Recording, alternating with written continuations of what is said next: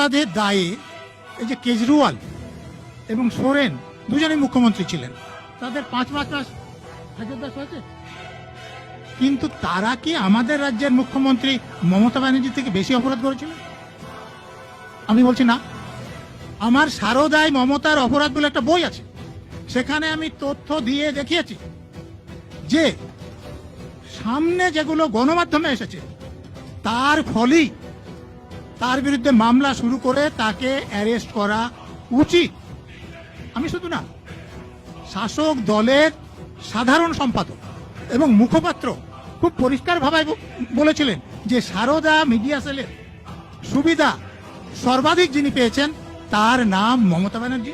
Mamata Banerjee coward, তাকে গ্রেপ্তার করা হোক, আমার মুখোমুখি বসিয়ে জেরা করা হয়নি।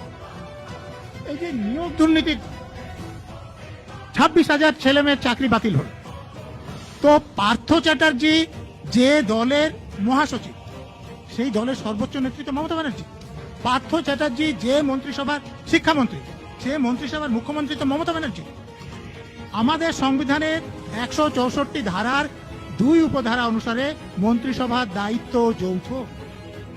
পার্থ চ্যাটার্জির অপরাধের দায় মমতা ব্যানার্জি আইনত এড়াতে পারেন না। কিন্তু মমতা ব্যানার্জি যে এই অপরাধের সঙ্গে যুক্ত তার প্রত্যক্ষ প্রমাণও আছে। তার কাছে এই অপরাধের বিবরণ দিয়ে চিঠি এসেছিল। তিনি যদি অপরাধের সঙ্গে যুক্ত না থাকতেন তাহলে যারা অপরাধ করছিলেন তাদের বিরুদ্ধে ব্যবস্থা নেননি। অতিরিক্ত পদ সৃষ্টি করে তিনি অবৈধভাবে যারা চাকরি পেয়েছেন টাকা দিয়ে, তাদের চাকরি রাখার চেষ্টা করেছিলেন। হাইকোর্টে এফিডেভিটও দিয়েছিলেন এসএসসি। তিনি যুক্ত না থাকলে দিতেন না, কিন্তু দিয়েছিলেন। এই যে হাইকোর্টে যদি যারা বৈধভাবে চাকরি পেয়েছে তাদের তালিকা দেওয়া হতো, এসএসসি নির্বাচন করেছে, তারা জানে না কারা বৈধভাবে চাকরি পেয়েছে, কারা টাকা দিয়ে চাকরি পেয়েছে। আর মুখ্যমন্ত্রী চাইলে তারা তালিকা দিতে পারতেন না, কিন্তু তিনি দিতে দেননি।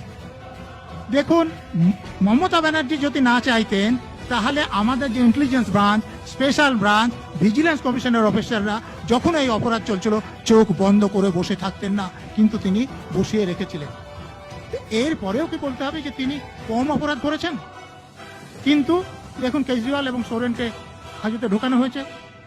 হাইকোর্টের আদেশে তদন্ত করা কেন্দ্রীয় তদন্তকারী সংস্থা তার শাসক দলের মুখপাত্র, সাধারণ সম্পাদক অ্যারেস্ট করে জেরা করার কথা বললে তাকে অ্যারেস্ট তো দূরের কথা, একবার জেরাও করেনি, তাহলে অপব্যবহার হবে না?